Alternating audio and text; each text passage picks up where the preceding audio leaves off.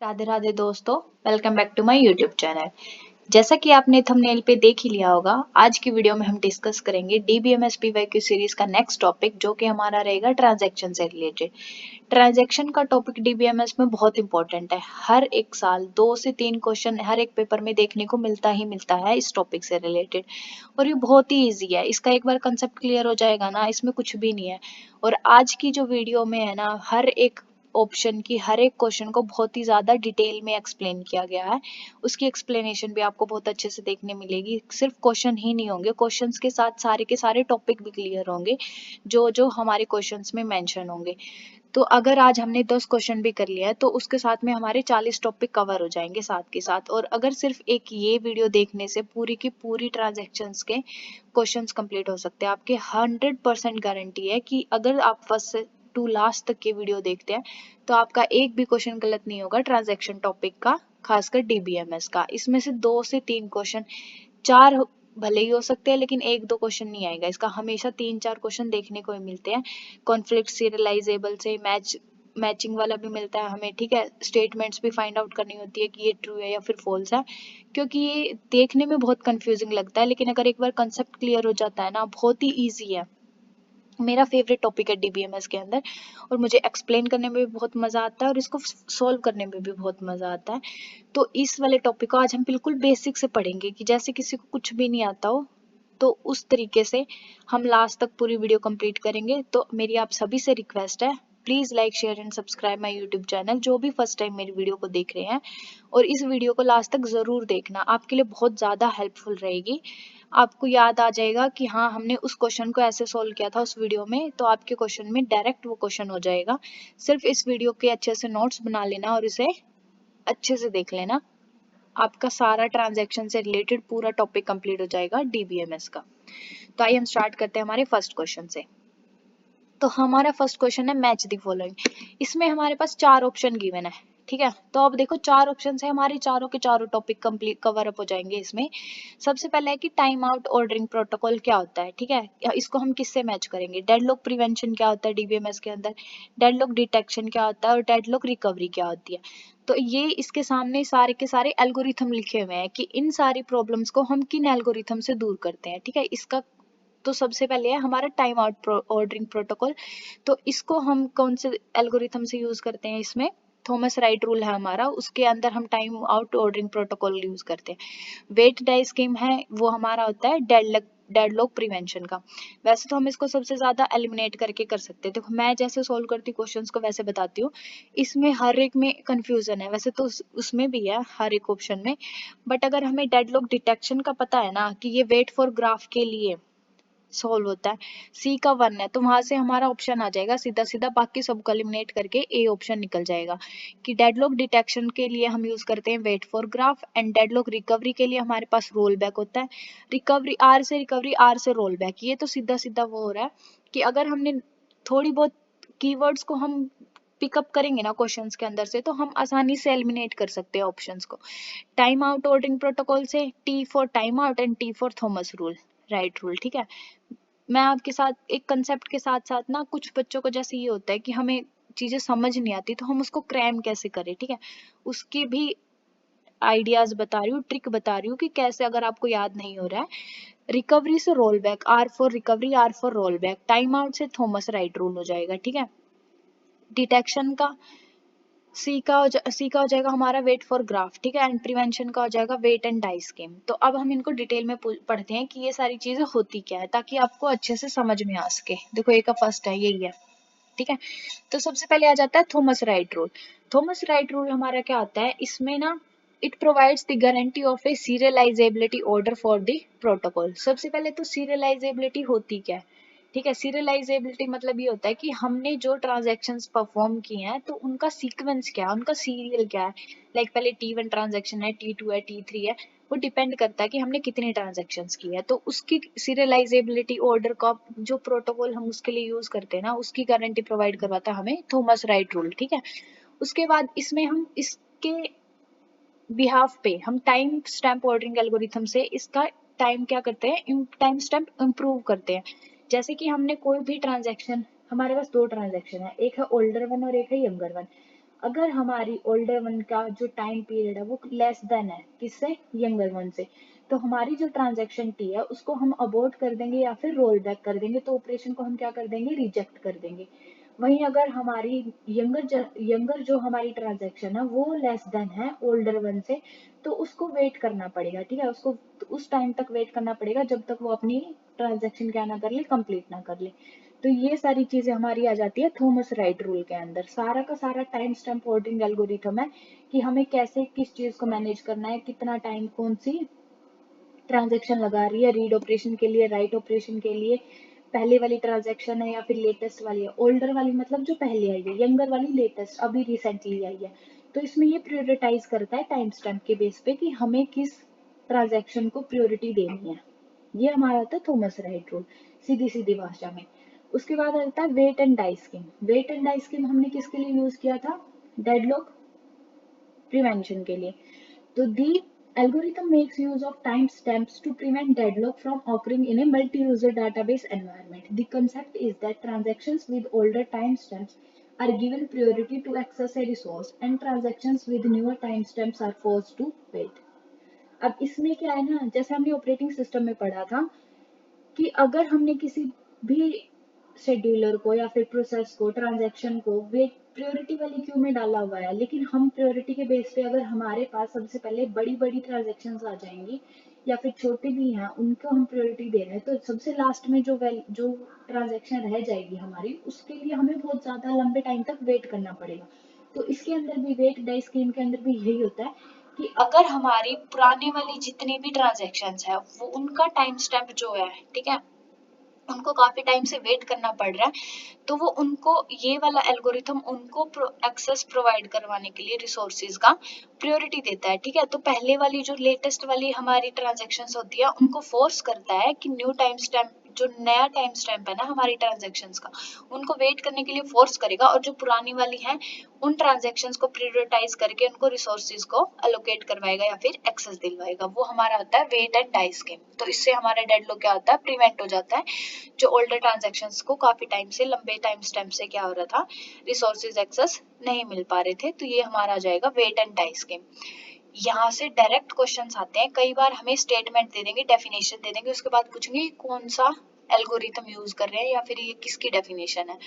तो एक एक लाइन बहुत अच्छे से याद करना, बहुत सिंपल बेसिक चीजों में समझा रही हूँ, इससे इजी कंसेप्ट में नहीं बता सकती मैं, कहीं पे भी नहीं मिलेगा आपको इतनी डिटेल में। तो बहुत इजी है, इसमें कुछ भी नहीं है, ठीक है। उसके बाद आ जाएगा next one, to detect deadlocks from the wait for graph. Wait for graph, अब जैसे हमने लास्ट वाला पढ़ा है वेट एंड डाई स्कीम, ठीक है। तो वेट, हमें जब प्रिवेंट डेडलॉक के टाइम स्टैम्प्स के लिए वेट करना पड़ जाता है ना, तो उसमें डाई स्कीम क्या है कि पुरानी वाली नई वाली ट्रांजैक्शंस को फोर्स किया जा रहा है, तो उसके लिए अब किसी के साथ जबरदस्ती करेंगे तो मरने मराने वाली बात ही हो जाती है ना। तो इसलिए वेट एंड डाई से हम ऐसे भी याद कर सकते हैं, ये एक ट्रिक है इसको याद करने की। और जब हमें वेट फॉर ग्राफ के लिए, अब इसमें मरने मराने वाला नहीं है, हमें ग्राफ चेक करना है। ग्राफ हम मोस्टली क्या चेक करते हैं कि वो साइकिल बना रहा है नहीं बना रहा है, ठीक है। अगर उसमें कोई साइकिल बन रहा है, चलो एक बार डेफिनेशन पढ़ लेते फिर बताती हूँ। It is required to periodically invoke an algorithm that search for a cycle in the wait for graph. If there is a cycle in the wait for graph, then it means there is a deadlock in the system. If there are no cycles, then it means that there is no deadlock in the system. हमें deadlock को find out करना है कि इसके अंदर है या फिर नहीं है।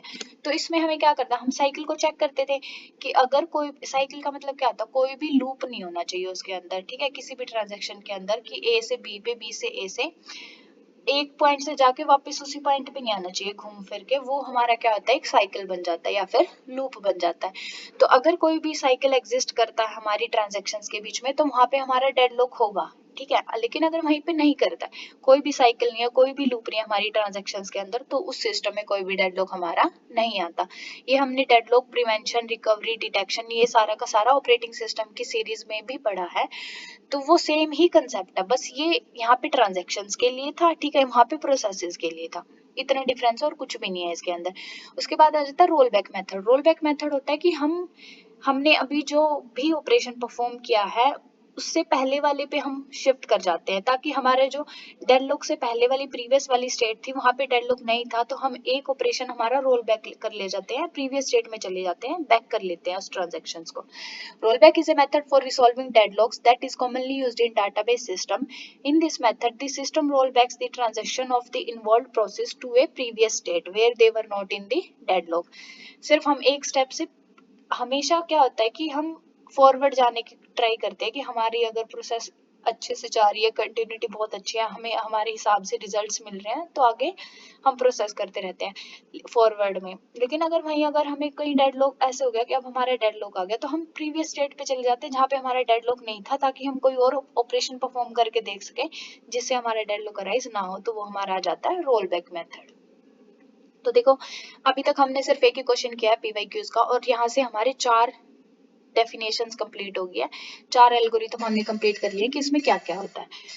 तो ऐसे ही आज हम सारे के सारे क्वेश्चन कंप्लीट करेंगे, तो प्लीज आप लास्ट तक जरूर देखें इस वीडियो को, बहुत ही इजी है, कुछ भी नहीं है इसके अंदर, मेरा तो फेवरेट टॉपिक है डीबीएमएस का।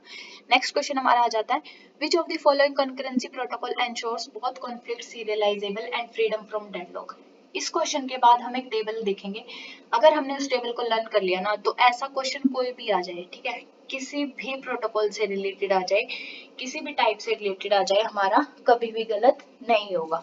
सबसे पहले तो ये होता है कि हम कंकरेंसी कंट्रोल प्रॉब्लम क्या होती है, ये हमारी वो होती है जब ना बहुत सारी मल्टीपल ट्रांजैक्शंस एग्जीक्यूट करने की कोशिश करते हैं, उसके अंदर कोई रूल नहीं होता, कोई प्रोटोकॉल को फॉलो नहीं करता, ठीक है, पोटेंशियली वो किसी को हार्म नहीं करती है, ठीक है, लेकिन जो डाटा की इंटीग्रिटी होती है ना डाटाबेस के अंदर, वो हो जाती है, इनवैलिड हो जाती है, ठीक है, इनकंसिस्टेंसी हो जाती है उसके अंदर, तो वो हमारी हो जाती है कंकरेंसी प्रोटोकॉल, कंकरेंसी प्रॉब्लम होती है हमारी। तो उन प्रॉब्लम्स को दूर करने के लिए हमारे पास कुछ प्रोटोकॉल्स होते हैं, ठीक है, उनको हम कैसे डेडलॉक कैसे रिमूव कर सकते हैं उनके अंदर, तो उनके लिए हम जो प्रोटोकॉल्स और टाइप्स का यूज करते हैं वो उनके अंदर आ जाता है हमारा 2 phase locking and time phase ordering, ठीक है, ये हमारे 2 टाइप्स हैं अलग अलग के, आगे हम पढ़ेंगे इसके बाद। तो इसने पूछा है कि इसमें हमें कॉन्फ्लिक्ट सीरियलाइजेबिलिटी एंड डेडलॉक से फ्री कौन सा होता है, 2 फेज लॉकिंग होता है या फिर टाइम फेज ऑर्डरिंग होता है।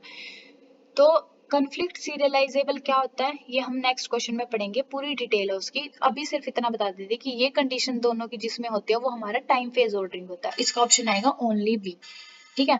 ये हमारे पास एक टेबल है, इसमें हमारे पास सारे के सारे प्रोटोकॉल गिवन है, देखो, और इसके साथ है कि serialisable schedules, deadlock possible, starvation possible और जनरेटेड शेड्यूल्स कौन कौन से हैं। एक क्वेश्चन तो अभी हमने देख लिया कि कैसे आया है, इसमें पूछा है कि सीरियलाइजेबल भी हो, ये कॉन्फ्लिक्ट सीरियलाइजेबल ही है, इसको ये मत सोचना कि इसमें सिर्फ सीरियलाइजेबल लिखा हुआ है। उसके बाद डेडलॉक भी पॉसिबल है, तो सिर्फ जो हमारा 2 फेज लॉकिंग होता है ना, उसमें सिर्फ कंजर्वेटिव को छोड़ के सबके अंदर डेडलॉक पॉसिबल है, बेसिक, स्ट्रिक्ट एंड रिगरस। तो देखो, इसको याद करने का, स्टारवेशन तो हर एक प्रोटोकॉल में पॉसिबल है, नो तो उसमें किसी में भी नहीं आएगा, और कॉन्फ्लिक्ट सीरियलाइजेबल भी हर एक शेड्यूल होता है, हर एक प्रोटोकॉल होता है।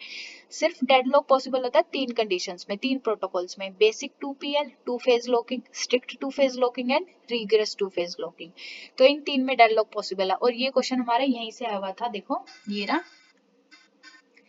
कि which of the following concurrency protocol ensure both conflict serializable and freedom from deadlock। अब इसने ये बोला कि freedom from deadlock मतलब deadlock नहीं आना चाहिए, नो बोला उसने, ठीक है, यस नहीं बोला कि freedom deadlock होना चाहिए। तो ये किस में था, स्ट्रिक्ट 2PL में तो नहीं है, ठीक है, 2 फेज लॉकिंग में, क्यों, क्योंकि यहाँ पे तो फ्रीडम नहीं है, ये तो डेडलॉक से है, इसके अंदर डेडलॉक तो अराइज हो रहा है, तो ये वाला तो हमारा रिजेक्ट हो गया, एलिमिनेट हो गया, और इसको एलिमिनेट करते ही टाइम स्टैम्प ऑर्डरिंग में जाते हैं हम, तो सीरियलाइजेबल है ये, और ये फ्रीडम फ्रॉम डेडलॉक मतलब डेडलॉक से भी फ्री है, तो इसलिए हमारा ऑप्शन आ गया टाइम स्टैम्प ऑर्डरिंग।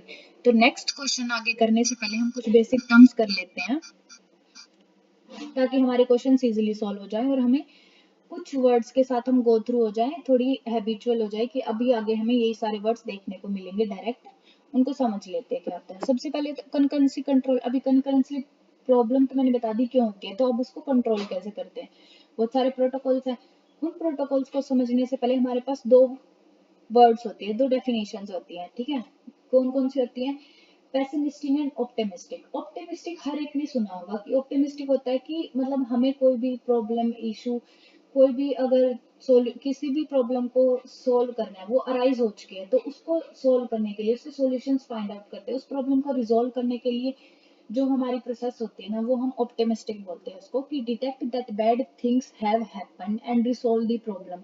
कि कोई प्रॉब्लम या फिर कोई बुरी चीज हमारे साथ हो चुकी है, उसको कैसे ठीक करें हम, वो हमारा हो जाता है optimistic.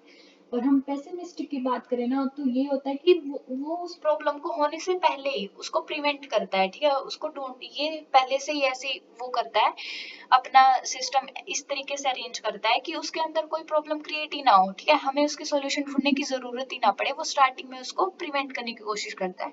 Like prevent bad things from happening, उनको होने से ही रोकता है कि वो एग्जिस्ट, वो अराइज ही ना हो, कोई इशू या प्रॉब्लम क्रिएट ही ना हो उस ट्रांजेक्शन के अंदर या प्रोसेस के अंदर, वो हमारा हो जाता है पेसिमिस्टिक। पेसिमिस्टिक के अंदर सबसे ज्यादा हमारे लॉकिंग, मोस्टली सारे के सारे क्या आते हैं, लॉकिंग प्रोटोकॉल्स आते हैं। इनके अलावा जितने भी हमारे प्रोटोकॉल्स हैं वो सारे ऑप्टिमिस्टिक के अंदर आते हैं। लॉकिंग प्रोटोकॉल्स के अभी हम टाइप्स पढ़ के आए हैं, वो सारे नहीं, एक दो रेड होना है क्या, देखो ये basic two phase locking, strict two phase locking, rigorous two phase locking, conservative two phase locking. तो ये सारे के सारे लॉकिंग वाले जितने भी हैं वो हमारे पेसिमिस्टिक है। And graph based protocol, time stamp ordering और थॉमस राइट रूल, ये हमारा किस में आ जाएगा, ऑप्टिमिस्टिक में हो जाएगा, क्योंकि ये प्रॉब्लम फाइंड आउट करने के बाद हमारा, और एक और चीज रह गई थी इस टेबल में, सॉरी, जनरेटेड शेड्यूल्स के बारे में हमसे पूछा जाता है, कई बार पूछा जाता है कि ये शेड्यूल हमारा कौन सा है, जैसे स्ट्रिक्ट है, स्ट्रिक्ट वाला तो स्ट्रिक्ट शेड्यूल्स के अंदर ही आएगा, ठीक है। ये रिकवरेबल, व्यू सीरियलाइजेबल हम आगे करेंगे, उसका भी एक है टेबल गिवन है, तो उसको वहां समझेंगे, अभी सिर्फ इतना वो कर लो, दिमाग में बिठा लो कि स्ट्रिक्ट और रिजरस, ये स्ट्रॉन्ग स्ट्रिक्ट भी होता है, रिजरस भी होता है, ठीक है, रिगरस, ये हमारे स्ट्रिक्ट शेड्यूल्स होते हैं, बाकी सारे के सारे मे नॉट बी रिकवरेबल होते हैं। इसमें ये same as time stamp ordering लिखा हुआ है, तो टाइम स्टैम्प ऑर्डरिंग भी हमारा रिकवरेबल नहीं होता, मे नॉट बी रिकवरेबल। तो ये हमारा शेड्यूल्स के बारे में भी कई बार पूछ लिया जाता है क्वेश्चन, तो वहां से है। अब आ जाते हैं हम टू फेज लॉकिंग पे। टू फेज लॉकिंग में हमारे पास टू टाइप्स के लॉक होते हैं, एक शेयर्ड होता है और एक एक्सक्लूसिव होता है। शेयर्ड का मतलब होता है कि हम एक साथ 10, उसमें 10 हो, 20 हो, 100, कितने भी यूजर्स एक साथ उसको शेयर कर सकते हैं, तो इसलिए उसमें सिर्फ रीड ओनली एक्सेस का ही फीचर अवेलेबल होता है हमारे लिए। क्योंकि अगर हम 10 बंदों को लिखने का मतलब राइट का एक्सेस भी दे देंगे, तो एक बंदा कुछ अपडेट कर रहा है उसके अंदर, सेकंड कुछ और करेगा, थर्ड कुछ और करेगा, तो इससे क्या हो जाएगा, डुप्लीकेसी या इनकंसिस्टेंसी हो जाएगी सारे के सारे डाटा के अंदर। तो इसलिए हम इसमें सिर्फ एक रीड ओनली एक्सेस करते हैं शेयर्ड वाले में, ताकि हम किसी के साथ भी शेयर कर सकते हैं। जैसे अगर हम गूगल की बात करते हैं, अगर अभी हमारे एग्जाम्स चल रहे हैं, तो हर बच्चे को पढ़ना होता है, तो हर कोई एक्सेस कर सकता है उस पर, क्योंकि ये इजीली हर एक के लिए अवेलेबल होता है। लेकिन वहीं अगर जो एक्सक्लूसिव लोग होता है ना, उस पर अपडेट करने का पूरा एक्सेस सिर्फ उसी बंदे के पास होता है जिसकी वो वेबसाइट है, या फिर जो वो ब्लॉग क्रिएट कर रहा है, जिसकी एक ऑथेंटिक यूजर होता है ना, ठीक है, जो ओनर होता है उस वेबसाइट का, उसी के पास एक्सक्लूसिव एक्सेस होता है कि हाँ मैं ही इसके अंदर रीड और राइट कर सकता हूँ। रीड का एक्सेस तो हर किसी को मिल जाता है जिसमें शेयर्ड आता है, लेकिन एक्सक्लूसिव लोग आते हैं वहां पे रीड और राइट दोनों का एक्सेस प्रोवाइड करना होता है, जब हमारा एक्सक्लूसिव लॉक आ जाता है वहीं पे, ठीक है।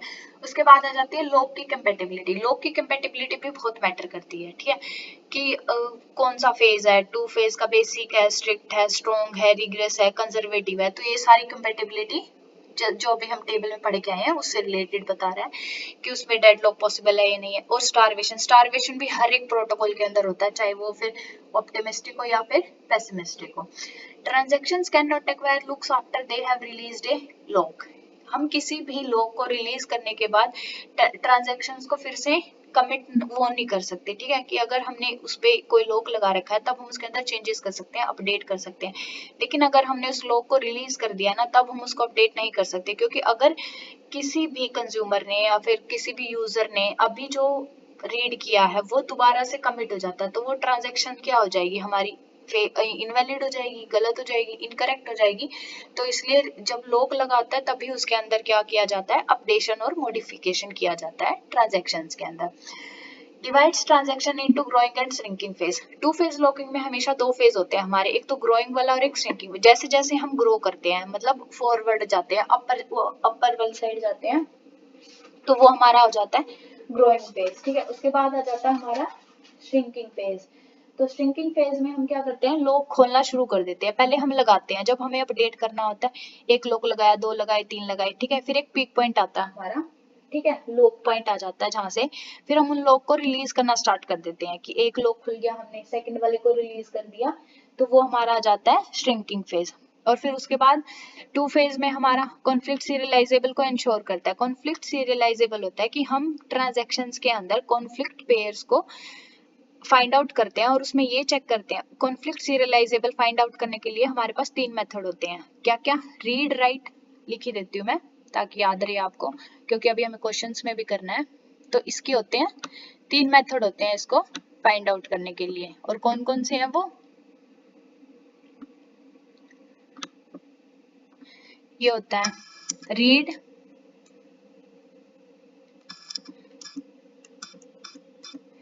रीड ऑप्शन होगा ना तो उसके साथ में राइट वाला होना चाहिए, और राइट के साथ हमारा रीड भी हो सकता है, ठीक है, और राइट के साथ हमारा राइट भी होता है। ये 3 हमारी कंडीशंस होती हैं जो हमें देखनी होती है कॉन्फ्लिक्ट सीरियलाइजेबल में। ये हमारे कॉन्फ्लिक्ट पेयर होते हैं।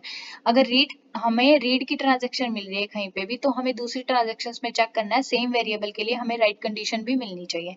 और अगर हमें पहले राइट वाली कंडीशन मिल रही है किसी भी ट्रांजैक्शंस के लिए, तो उसका कॉन्फ्लिक्ट सीरियलाइजेबल हम फाइंड आउट करेंगे कि उसके साथ में हमें कौन सी मिलनी चाहिए, या तो रीड हो या फिर राइट हो। इन दोनों में से कोई भी ट्रांजैक्शन में रीड राइट का हमें मिल जाएगा तो वो हमारा उसका कॉन्फ्लिक्ट। उसके बाद हम एक टैग बनाते हैं, डायरेक्ट एसाइक्लिक ग्राफ।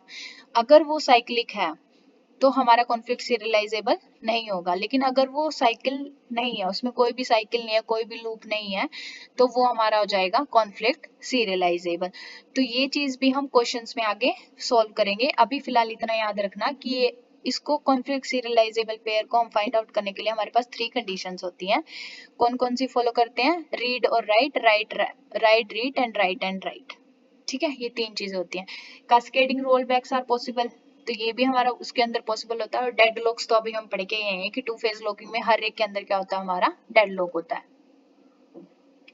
तो उसके बाद आ जाता है, अब ये 2 फेज लॉकिंग था बेसिक कि इसके अंदर क्या क्या चीज होती है। अब आ जाता है स्ट्रिक्ट 2 फेज लॉकिंग। तो इसमें क्या होता है कि हम exclusive locks are held until transaction commit. इसमें डायरेक्ट, अब ये स्ट्रिक्ट ही लिख दिया तो स्ट्रिक्ट से तो वैसे ही पता चल रहा है कि इसके अंदर एक्सक्लूसिव लॉक ही रहेगा, कि हम उसमें जब तक ट्रांजैक्शन कमिट नहीं हो सकती तब तक हम किसी को एक्सेस नहीं दे सकते रीड का। वो जब राइट वाली ट्रांजैक्शन को हम अपडेट कर देंगे, वो हमारा ऑपरेशन हम परफॉर्म कर लेंगे, उसके बाद ही उसको क्या करते हैं, रिलीज करते हैं। इसमें प्रिवेंट कास्केडिंग रोलबैक्स, कास्केडिंग रोलबैक से प्रिवेंट करता है ये। और इसमें डेडलॉक, डेडलॉक तो 2 फेज लॉकिंग वाले जितने भी होंगे ना, हर एक में पॉसिबल है और उसमें अराइज होगा ही होगा वो 2 फेज लॉकिंग जहाँ पे भी आ जाएगा। स्ट्रिक्ट, अब स्ट्रिक्ट स्ट्रॉन्ग आ गया। अब ये पहले तो थोड़ा बहुत स्ट्रिक्ट था, अब उससे भी ज्यादा स्ट्रॉन्ग है, तो इसमें और ज्यादा रिस्ट्रिक्शंस आ जाएंगी और ज्यादा लिमिटेशंस आ जाएंगी। All locks are held until transaction commit. इसमें रीड शेयर्ड वाला लॉक भी लगा होता है और एक्सक्लूसिव लॉक भी लगा होता है, इसमें दोनों के दोनों होते हैं। और एंश्योर सीरियलाइजेबिलिटी इन कमिट ऑर्डर, कमिट ऑर्डर के अंदर हम इसको क्या करते हैं, सीरियलाइजेबिलिटी को क्या करते हैं, इंश्योर करते हैं इसकी। अब डेडलॉक, डेडलॉक के हम पढ़ के आए हैं, हमारे पास क्या करते हैं, डेडलॉक प्रिवेंशन होता है, डेडलॉक डिटेक्शन होता है। प्रिवेंशन के अंदर हमारे पास 2 ऑप्शन होते हैं, वेट एंड टाइम हम अभी पढ़ के आए हैं। सेकंड होता है वाउंड और वेट। वेट एंड टाइम में ये होता था कि यंगर ट्रांजैक्शन को वेट करना पड़ता है और ओल्डर को हम क्या करते हैं, रोल बैक करते हैं। वही अगर वाउंड एंड वेट आ जाए, इसमें इसका अपोजिट होता है कि if older waits for younger than younger is roll back, कि अगर ओल्डर को वेट करना पड़ रहा है ना यंगर ट्रांजैक्शन के लिए, तो फिर यंगर वाली को क्या कर देते हैं, हम रोल बैक कर देते हैं। तो ये हमारे 2 आ जाते हैं, हमारे प्रिवेंशन के अंदर 2 मेथड्स होते हैं, इसके एल्गोरिथम्स होते हैं, इसमें यूज करते हैं। डेडलॉक डिटेक्शन हम कैसे कर रहे थे कि वेट फॉर ग्राफ का यूज कर रहे थे, साइकिल के फाइंड आउट कर रहे थे। अगर उसके अंदर कोई भी साइकिल है, कोई भी लूप है, तो हमारा क्या हो जाएगा, उसके अंदर डेडलॉक ओकर हो जाएगा, अराइज हो जाएगा। और अगर उसके अंदर भी कोई लूप या फिर साइकिल,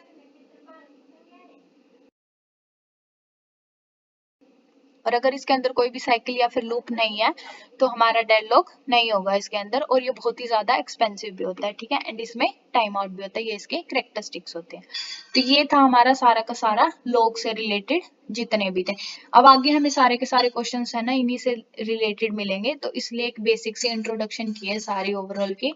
ट्रांजैक्शंस के अंदर मोस्टली यही होते हैं, ट्रांजैक्शंस कैसे होती है, कंकरेंसी कंट्रोल प्रॉब्लम्स कौन कौन सी होती है, कैसे होती है, आगे टाइप्स भी आएंगे इनके क्वेश्चंस के अंदर। तो हमें ये चीजें ही बस, अगर ये वीडियो कंप्लीट देख लेना आपने तो पूरा का पूरा ट्रांजैक्शन से रिलेटेड सारा टॉपिक आपका अच्छे से कंप्लीट हो जाएगा और एक भी क्वेश्चन गलत नहीं होगा। तो उसके बाद आ जाता है which of the following is correct, हमें इन सारे स्टेटमेंट्स में करेक्ट बताना है। तो अभी देखो ऑप्टिमिस्टिक और पेसिमिस्टिक हम पढ़ के आए थे, ठीक है, तो यहाँ से हमें ये बताना है इन दोनों के अंदर कौन सी सही है। तो टू फेज लॉकिंग इज क्या था हमारा, पेसिमिस्टिक, यहाँ पे तो लिखा ही लिखा हो, तो सेकंड तो हमेशा 100% करेक्ट है हमारा, तो ए और सी तो हमारा कैंसिल हो गया। बी के साथ अब कौन सा आएगा, जब अगर टू फेज लॉकिंग हमारी पेसिमिस्टिक है तो टाइम स्टेप क्या आएगी हमारी ऑप्टिमिस्टिक, तो हमारा ऑप्शन आ जाएगा सेकंड एंड थर्ड। ये अभी अभी हम ऊपर पढ़ के आए हैं, फर्स्ट पॉइंट हमारा यही था, तो सेकंड एंड थर्ड आ गया।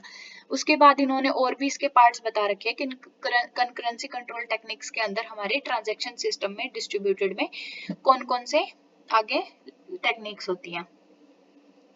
पेसिमिस्टिक में टू फेज लॉकिंग का तो हमने पढ़ लिया था, इसके साथ साथ है आइसोलेशन लेवल्स भी होते हैं, डिस्ट्रीब्यूटेड लॉक मैनेजर होता है एंड मल्टीपल ग्रेनुलिटी लॉक होते हैं।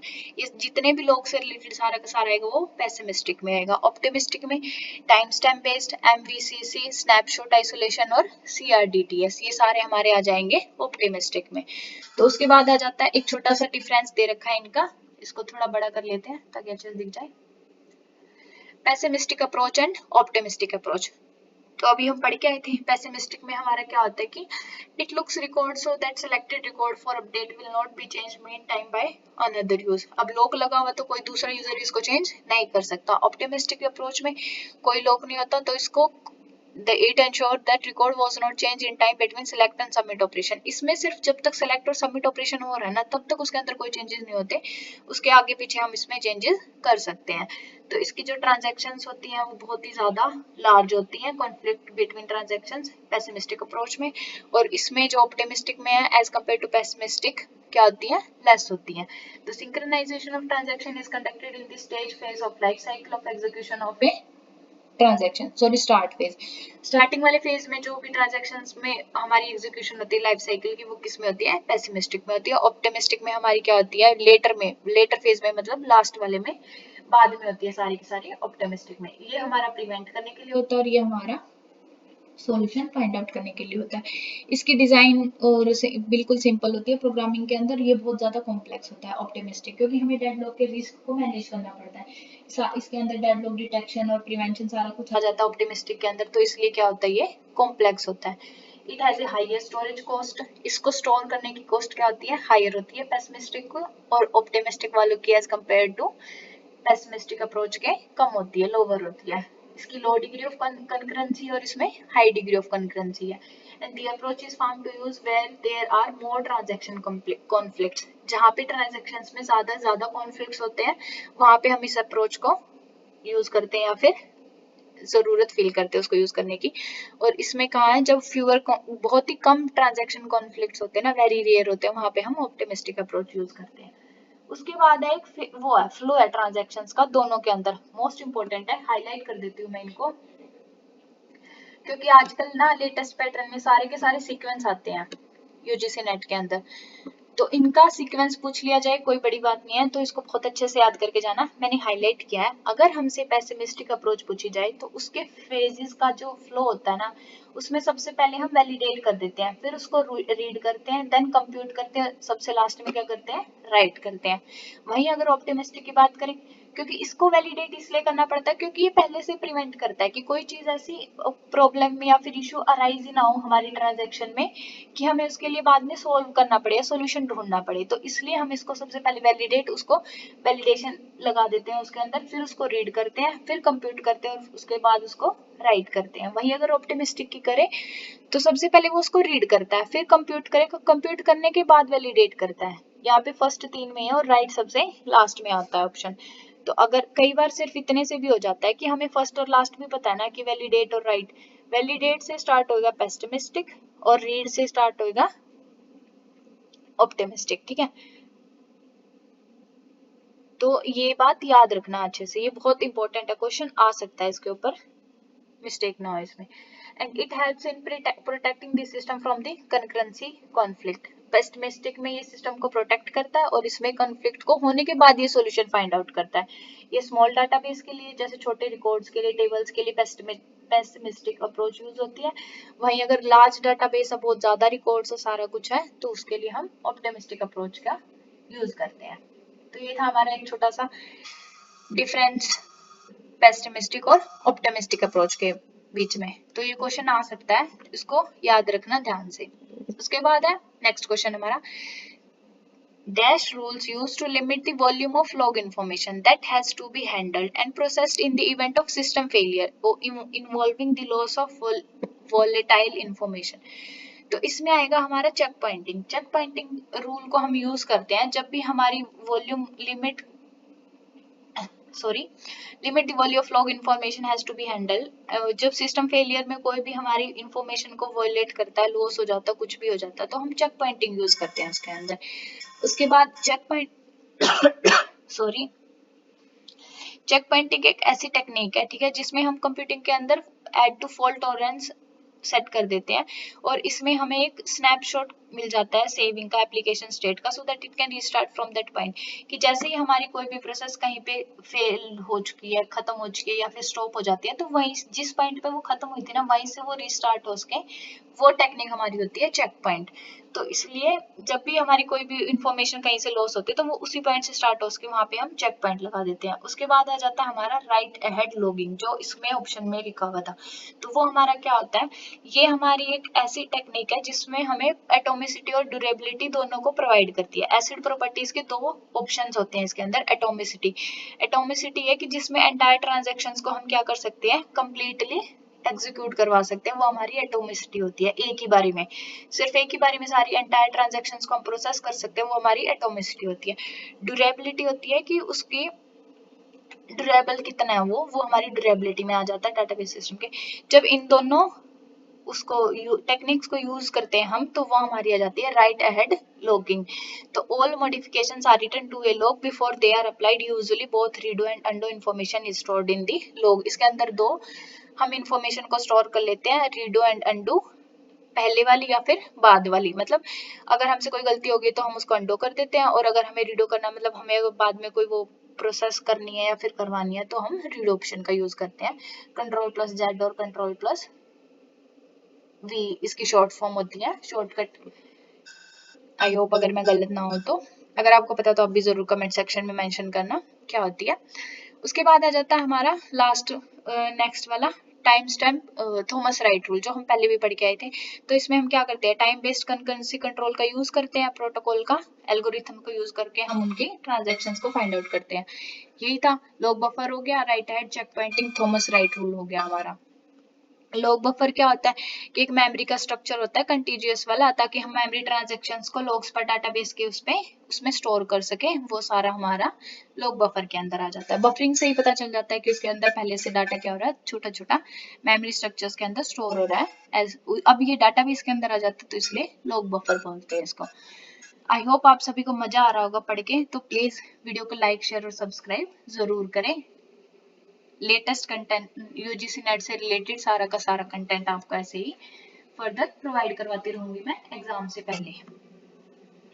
उसके बाद आ जाता है हमारा नेक्स्ट, देखो लास्ट ईयर पहले वाले क्वेश्चन हमने किए थे, वहां पे भी आया था, यहाँ पे भी सेम क्वेश्चन आ गया कि which of the following concurrency protocol ensures both conflict serializable and freedom from deadlock। तो ये मैंने अभी बताया था, तो फिर से इसका आंसर आ जाएगा बी ओनली। बहुत सारे क्वेश्चन तो कई बार सेम रिपीट हो जाते हैं। अब देखो ये आ गया हमारा कि हमें इसमें से बताना है कि कॉन्फ्लिक्ट सीरियलाइजेबल क्या होता है। तो स्टेटमेंट क्वेश्चन को पढ़ने से पहले एक बेसिक सा दिख रही होगी आपको, ड्राइंग मेरी बहुत अच्छी है वैसे, बट इसमें नहीं हो पाती, क्या करूं। तो आपको ये डायग्राम दिख ही रहा होगा, मैंने अभी बनाया था जस्ट वीडियो से पहले, ताकि टाइम ना लगे। देखो सबसे पहले हमारा आ जाता है कॉन्फ्लिक्ट सीरियलाइजेबल, फिर हमारा आता है व्यू सीरियलाइजेबल, देन हमारी होती है कंसिस्टेंसी, देन इनकंसिस्टेंसी, एंड उसके बाद आ जाते हैं हमारे शेड्यूल्स। इसको जरूर याद रखना, क्योंकि यहाँ से डायरेक्ट क्वेश्चन ऐसे आते हैं कि अगर हमारे पास कोई कॉन्फ्लिक्ट सीरियलाइजेबल वो है ट्रांजैक्शन है, तो क्या वो व्यू सीरियलाइजेबल होगी? अगर कंसिस्टेंस है तो कंसिस्टेंसी होगी उसके अंदर, या फिर शेड्यूल्स आएगी, या फिर व्यू सीरियलाइजेबल होगा। सिर्फ इसी के लिए मैंने ये ड्रॉ किया है यहाँ पे ताकि आप याद रख सको। ये बहुत ज्यादा इंपॉर्टेंट ग्राफ है, ये बहुत बार पूछते हैं क्वेश्चंस के अंदर, ठीक है, तो इसको ध्यान रखना। अब हम बात करते हैं हमारे क्वेश्चन की। तो हमें शेड्यूल्स गिवन है, ठीक है, उसके अंदर दो ट्रांजेक्शन है हमारी, R1X R1Y, X और Y दो वेरिएबल है हमारे पास, उसमें रीड और राइट हमारे पास हम दो ऑपरेशंस परफॉर्म कर रहे हैं और दो शेड्यूल्स हैं। तो उसने बताया कि इसमें से कॉन्फ्लिक्ट सीरियलाइजेबल कौन है और कौन नहीं है। तो चलो हम इसको फाइंड आउट करते हैं। तो इसको फाइंड आउट करने के लिए मैंने अभी बताया था लास्ट में, इसका ऑप्शन तो देख लोगे आंसर आ गया, लेकिन कैसे है वो समझा देती हूँ। कि हमने इसमें कॉन्फ्लिक्ट सीरियलाइजेबल को वो करने के लिए हमें कॉन्फ्लिक्ट पेयर्स को फाइंड आउट करना होता है, चेक करना होता है। तो वो हमारा कौन सा था? रीड और राइट था, ठीक है। राइट आ जाए तो हमें रीड भी देखना है और उसके बाद राइट और राइट भी होता है। तो ये तीन हमारे होते हैं कॉन्फ्लिक्ट पेयर्स, ये तीन कंडीशंस हमें चेक करनी होती है। उसके बाद क्या होता है वो फिर बाद में बताऊंगी। तो जैसे ही हमने एक ट्रांजैक्शन जो करेंगे ना, उठाएंगे, तो हमें उससे दूसरी वाली ट्रांजैक्शन में देखना है, सेम वाली ट्रांजैक्शंस पे नहीं देखना। अब हमने रीड किया है आर वेरिएबल पे, ठीक है, आर वेरिएबल पे हमने क्या किया है? रीड किया। तो क्या आर वेरिएबल एक्स वेरिएबल पे हमने रीड का ऑपरेशन परफॉर्म किया है। तो अब हमें फाइंड आउट करना है क्या इसके कंपैरिजन इसमें कोई राइट ऑपरेशन परफॉर्म किया हमने एक्स वेरिएबल पे। तो यहाँ पे तो कोई भी नहीं है, तो इसलिए अभी कहीं से भी कोई भी हमारा वो नहीं आएगा। तो ये वाला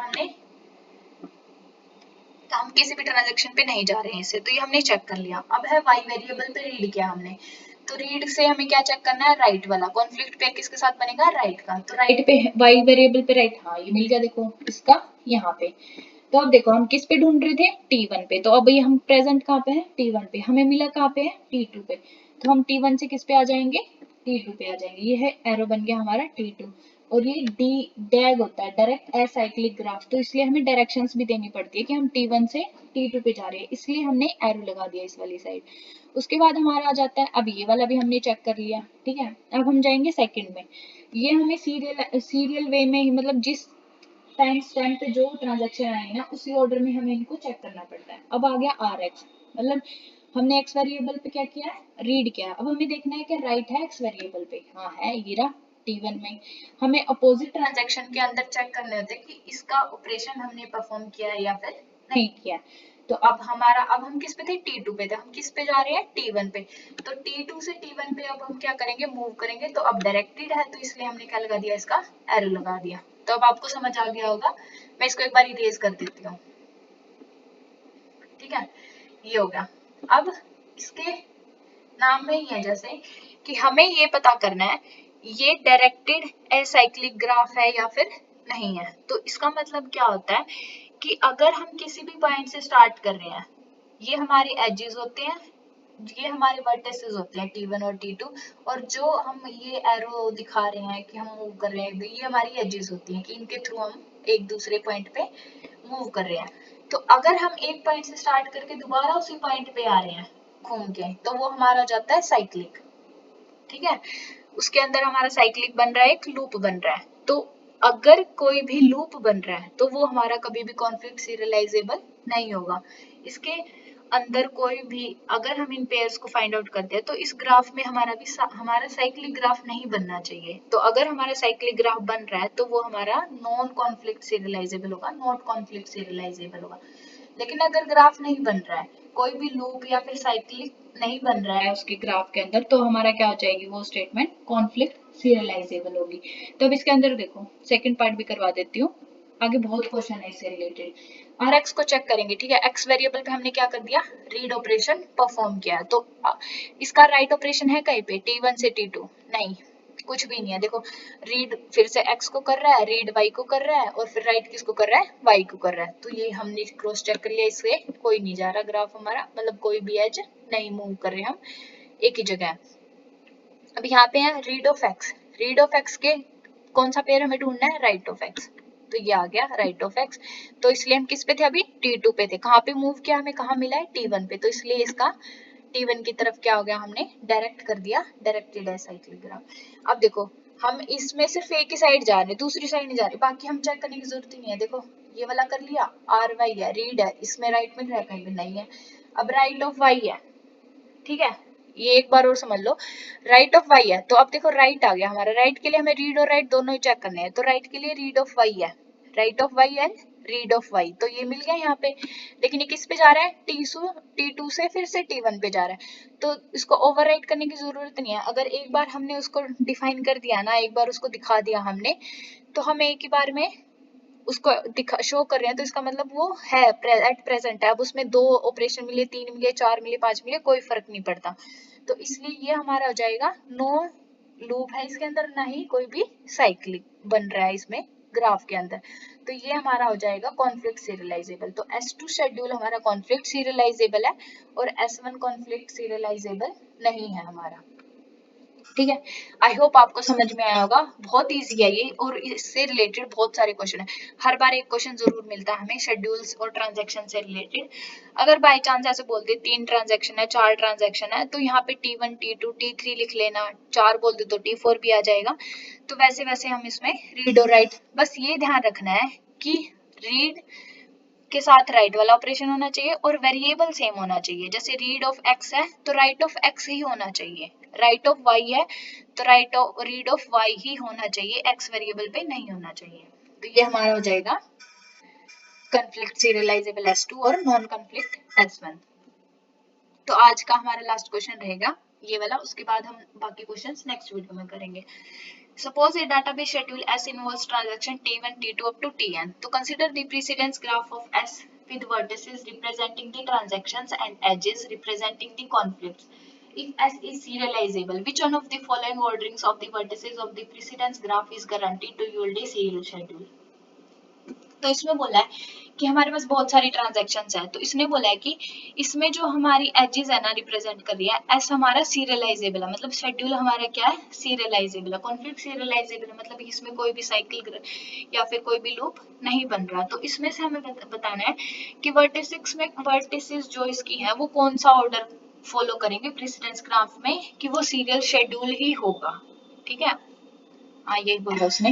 तो इसका आ जाएगा टोपोलॉजिकल ऑर्डर। टोपोलॉजिकल ऑर्डर क्या हो जाएगा, क्योंकि जो साइकिल की प्रेसिडेंसी है ना उसमें बोल रहा है कि schedule is not conflict serialisable, तो डेप्थ फर्स्ट ऑर्डर और ब्रेथ फर्स्ट है ना, तो हमारा पॉसिबल होता है इनके अंदर साइकिल बन ही जाता है। हमने ट्री बनाया था जैसे, ठीक है, तो डेप्थ फर्स्ट और ब्रेथ फर्स्ट में जाते हैं हमारा, तो इसमें पॉसिबल है कि नॉन सीरियलाइजेबल ग्राफ ही होंगे, इसके अंदर सीरियलाइजेबिलिटी नहीं पॉसिबल। लेकिन जो है ना टोपोलॉजिकल सॉर्ट होता है हमारा, इसके अंदर हमारा साइकिल बनेगा ही नहीं, कोई भी लूप क्रिएट नहीं होगा, तो इसलिए इसके अंदर पॉसिबल ही नहीं है कि हमारा नॉन कॉन्फ्लिक्ट सीरियलाइजेबल रहे। तो इसका आंसर आ जाएगा टोपोलॉजिकल ऑर्डर। और असेंडिंग ऑर्डर ऑफ ट्रांजैक्शन ये तो पॉसिबल ही नहीं है, इनवैलिड है ये तो, क्योंकि इसके अंदर हम कभी भी वो करेंगे ना तो transactions with more indices might have to come before lower one, एक दूसरे के आगे पीछे हो जाएंगे, तो इसमें नॉन कॉन्फ्लिक्ट ही occur होगा। कभी कभी ऊपर नीचे आगे पीछे हो सकती है ट्रांजेक्शन्स हमारी, तो ये वाला तो नॉट वैलिड है हमारा, इसलिए इसका आंसर रहेगा टोपोलॉजिकल ऑर्डर। तो आगे हम बाकी ट्रांजेक्शन से रिलेटेड कल नेक्स्ट पार्ट में करेंगे। तो आज का टॉपिक हमारा यहीं पे खत्म होता है। आई होप आप सभी को क्वेश्चंस पसंद आए होंगे, तो please like share and subscribe my YouTube channel, ताकि मैं ज्यादा से ज्यादा कंटेंट यूजीसी नेट से रिलेटेड बना सकूं। और मैं बहुत ही बेसिक से बिल्कुल लो लेवल होता है ना, जैसे कि बच्चे को कुछ भी नहीं आता, उस तरीके से हर एक चीज को एक्सप्लेन करती हूँ। लेकिन फिर भी अगर आपको कोई चीज समझ नहीं आ रही है तो आप कमेंट सेक्शन में जरूर मेंशन करो, ताकि मैं और अच्छे से एक्सप्लेन कर सकूं। और आपको अगर कोई प्रॉब्लम फेस कर हो रही है मेरी वीडियो से, तो मैं उसको दूर कर सकूं, सॉल्व कर सकूं। तो आज के लिए इतना ही। थैंक यू सो मच दोस्तों, राधे राधे, मिलते हैं नए वीडियो में। And please support me, please like share and subscribe my YouTube channel. Radhe Radhe, have a nice day. मिलते हैं सेकंड पार्ट में ट्रांजैक्शंस के बाकी और दूसरे क्वेश्चंस के साथ।